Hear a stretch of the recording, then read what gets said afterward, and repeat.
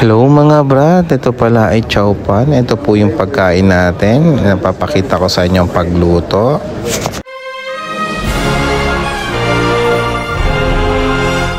Bale, ito muna yung ingredients natin para makalaman nyo. At actually, napakita ko na to. May pansit, 2 itlog na binate, oyster sauce, bawang, crispy pata. Ginayat ko na po yan. Kanin at ang butter.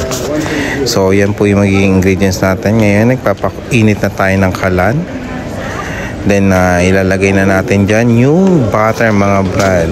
Butter po tayo para medyo social. So, pag nag-melt na po yung butter, uunahin po muna natin yung bawang. Yan. Lulutuin po muna natin yung bawang.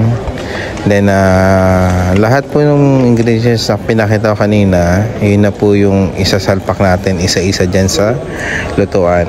Ganun lang po kasimple yan. So, be patient sa pagluluto po pala mga brad. Kailangan talaga makita niyo yung luto na yung bawang.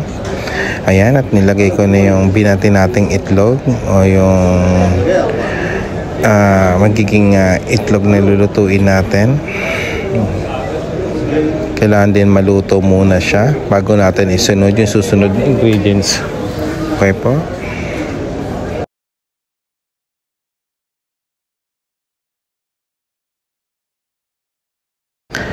Ayan po mga brat, luto na po yung itlog, scrambled egg na po siya. Kaya ngayon ilalagay na natin yung rice, yung bahaw po yan na tira po natin kagabi.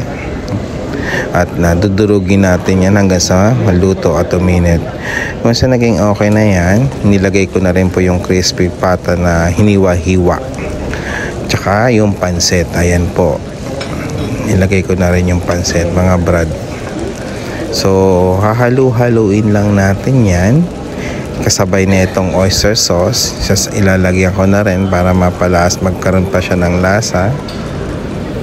Then, hahalu-haluin natin yan. Ganun lang po kasimple. Yung mga rice, hanggang madurog yung rice. Tapos yan, luto na po siya.